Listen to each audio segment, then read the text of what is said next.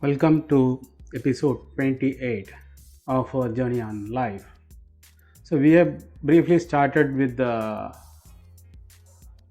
various subjects. Then we had seen the God, concept of God in three religions. Then we have started our journey with Upanishads, Rig Veda, and now we will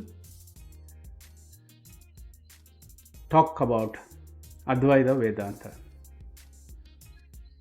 So briefly, you must have understood where this all leads to, because Advaita Vedanta defines an important aspect of life. The basis of life is here. The explanation, if you want an explanation, the explanation is here in Advaita Vedanta. So let us start with Advaita Vedanta. The important definition or the word which defines Advaita Vedanta, will first see that Brahma Satyam Jagan Vidya. This means Brahman, self, spirit, you call it whatever you want. That alone is real. The world is unreal. That is the meaning. Brahman alone is real. The world is unreal. Brahma Satyam Jagan Vidya. That explains the whole of Advaita philosophy. Meaning of Advaita. What does the word Advaita mean? Advaita means not two or non-dual, the one only, without a second. That is, universe is a manifestation of one undifferentiated reality, supreme, transcendent and immanent reality. Self is the unchanging conscious principle. Self-realization. What do you mean by self-realization? Self-consciousness always exists and is never changing, whereas material world is ever changing. Self is the substrate of all that exists, the omnipresent, eternal ground of all existence. As with the self, one need to realize only realize what has been there all along. As with the self, one need only to realize what has been there all along. This understanding is the self-realization. You realize that you need to understand only one thing which is all along with you, that is your self. One who sees all beings in self and self in all beings is called realized person. The significance of the self-realization. What is the significance of self-realization? The perceived world does not disappear for a self-realized person. It does not disappear, but his outlook and attitude to the perceived world becomes different. He understands the non-dual reality, that he is the infinite Brahman. Since he knows that the perceived world, including the body-mind complex, is unreal, mithya, he has no sorrow, no anxiety, no fear, no desire, no hatred, no worry, and no sense of security. In short, the realized person is not, that is jnani. Realized person in Sanskrit is called jnani. He is not psychologically affected by anything, good or bad, happening in the world. Philosophy. The non-dual nature of Brahman as the ultimate reality and the concept of a cosmic negative principle known as Maya or Ajnana, which is equivalent of ignorance. Pure consciousness, which is called Chit in Sanskrit, or pure knowledge, Jnana, is self-existent. That is, it exists by itself, independent of body and mind. Maya or Ajnana is superimposition.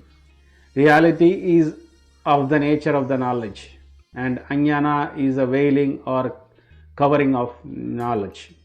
Maya literally means that which is not. In Sanskrit, ma means not and ya means that. Ya ma samaya, that which is not there, that is Maya. Maya, not that. So that which is not there, yama samaya. That which did not exist in the beginning and will not exist in the future, how can it be said to exist in the middle? This is a quote from Nagarjuna 200 CE. It is the ego which, identifying with the body, becomes the doer and the experiencer. The ego thinks it is the doer and the experiencer. The veiling power, whose nature is ignorance, covers the self, whose glories are infinite, which is indivisible, eternal, and one without a second. Apart from the mind, there is no ignorance, or avidya in Sanskrit. The mind itself is the ignorance, which is the cause for the bondage of conditioned existence. When the mind is destroyed, everything else is destroyed. When the mind manifests, everything else manifests. The ultimate reality, known as Brahman, is unchanging and eternal. 4 states of consciousness: waking, dream, deep sleep, and turiya. Turiya means fourth, the state. In that stage, one rests in samadhi, a state of complete pure consciousness, where dual consciousness does not exist. Though there is no perception of duality in deep sleep, or avidya, ignorance, continues to exist in seed form. In deep sleep, there is no duality, but ignorance continues to exist in seed form. Realization is not something to be attained. Attaining implies that something was lacking. Since the self is eternal and omnipresent, there is nothing to be gained or attained. Self, which is consciousness, was never lost. It is always present.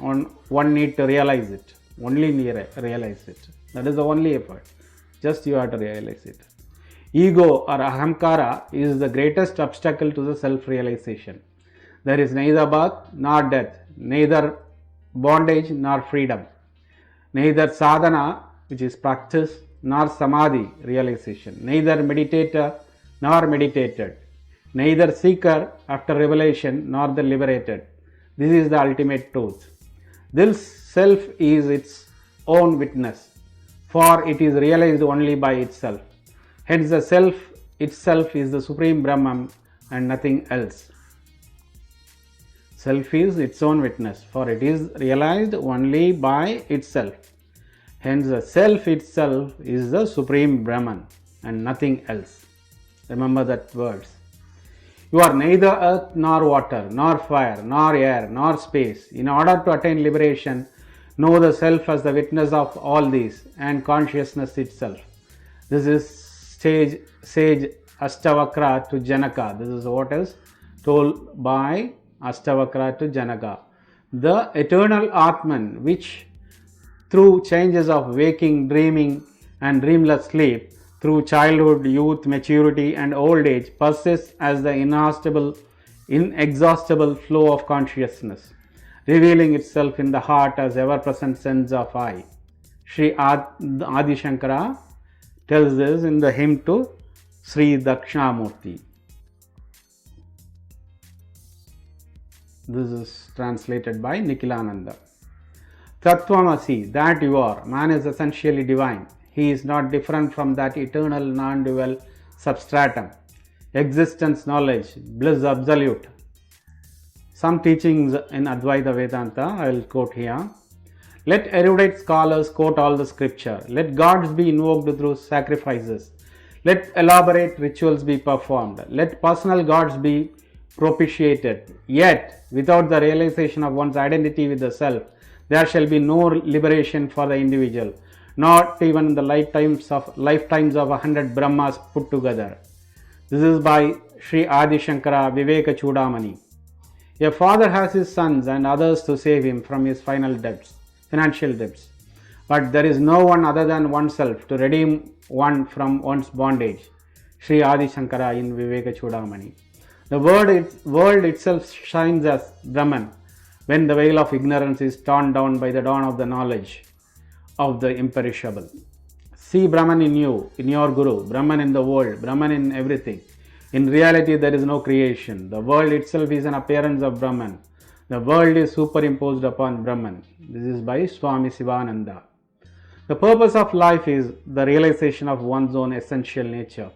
It is to know that you are pure, ever free, Atman. Swami Sivananda. That one is consciousness, and you are that consciousness. You are that Atman. You are that Brahman. Self is within, self is within, self is without. This is a quote from Swami Swarupananda. Essence can exist without form, but form cannot exist without the essence. Swami Swarupananda. My own existence, Astitva, does not need any proof. It is self-evident, Svata Siddha. This awareness of our own existence comes from us, from the Atman in us. This is a quote from Swami Bhajanananda. So you don't require a proof that you exist. Your own self is the proof of that. You know you exist. Ignorance is the cause of all our misery and our suffering, and the ignorance exists because of non-discrimination. When we take the unreal for the real and cling to it, we become disappointed and thus suffer. This is a quote from Swami Paramananda. There is no other mystery than this, that we keep seeking reality through. In fact, we are reality. We think that there is something hiding reality and that this must be destroyed before reality is gained. How ridiculous! A day will dawn when you will laugh at all your past efforts. That which will be on the day you laugh is also here and now. Realization is getting rid of the delusion that you are not realized. This is from the talks with Ramana Maharishi. Now, how do you stop being Mr. So-and-so? By ceasing to believe that you are. What is this belief? Egotism, nothing else. An egotism which is asserted and reinforced by hundreds of your daily actions. Every time you desire or fear or hate, every time you boast or indulge in your vanity, every time you struggle to get something for yourself, you are really asserting, I am a separate, unique individual. I stand apart from everything else in this universe, but you don't. This is a quote from Christopher Isherwood. Some analogies we will see, basically from Swami Sivananda.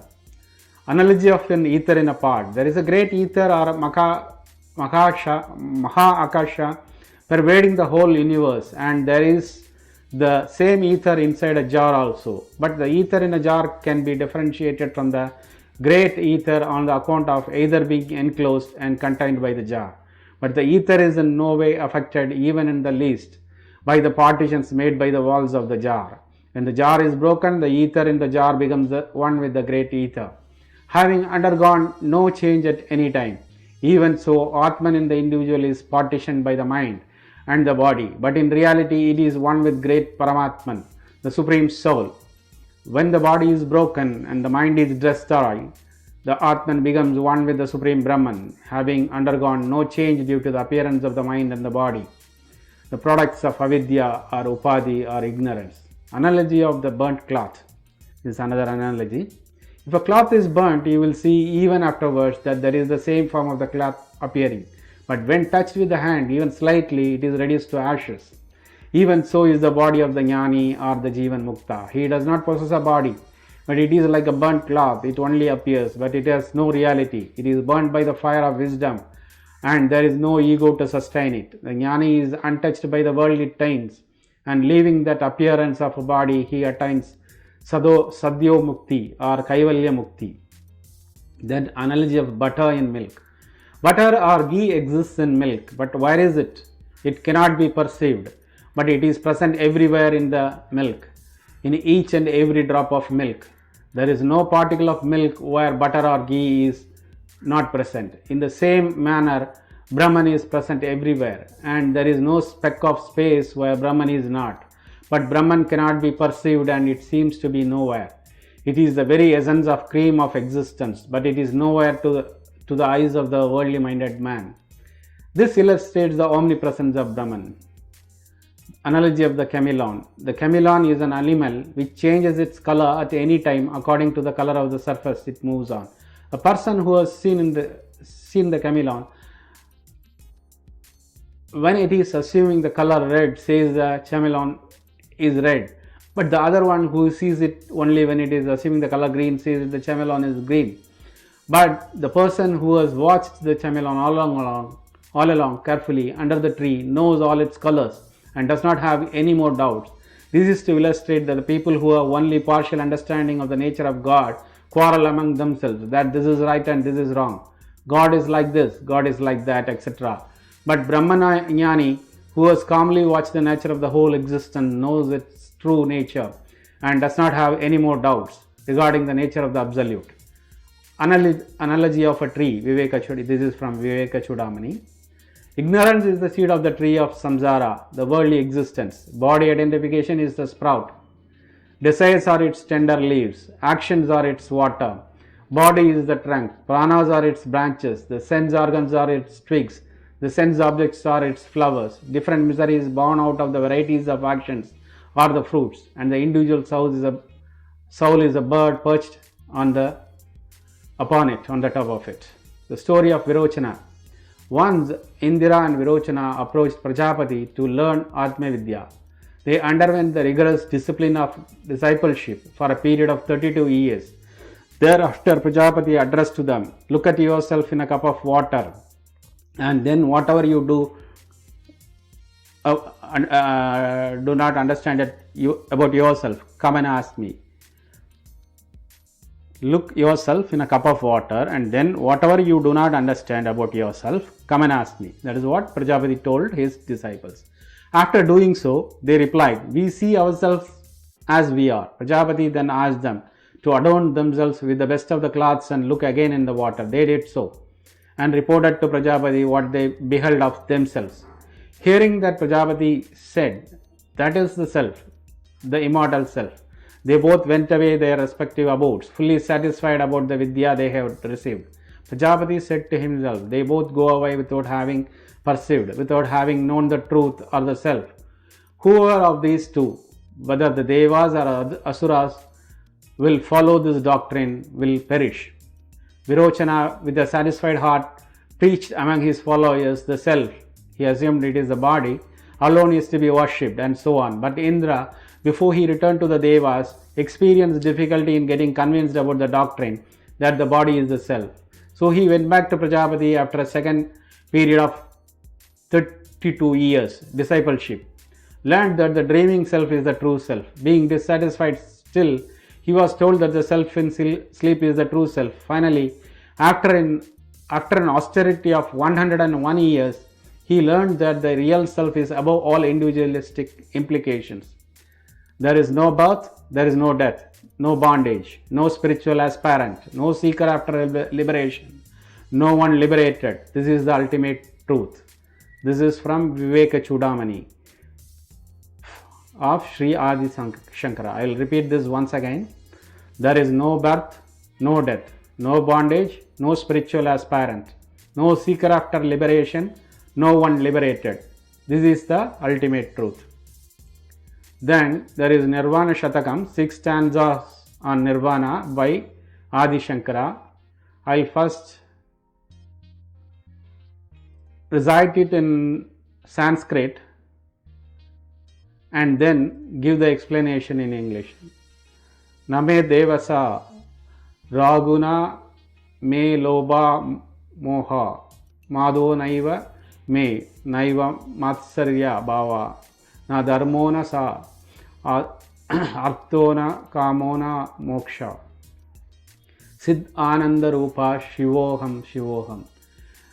The meaning is neither do I have hatred nor attachment, neither greed nor infatuation, neither do I have passion nor feelings of envy and jealousy.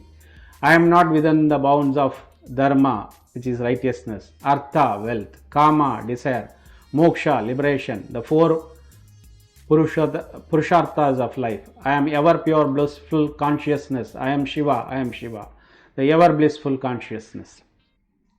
So this is the Nirvana Shatakam, and the stanza before that in Vivekachudamani, and this Nirvana Shatakam explains the whole of Advaita philosophy. So if you are seriously wanting to seriously understand about life, Advaita Vedanta is the place for you to be in, for you to understand. It is not difficult. If you understand completely the Mahavakyas, that is enough. Or if you understand Nirvana Shatakam, that is enough. So stay with me in our journey of life. We will meet in another episode. Subscribe to my channel. Thank you.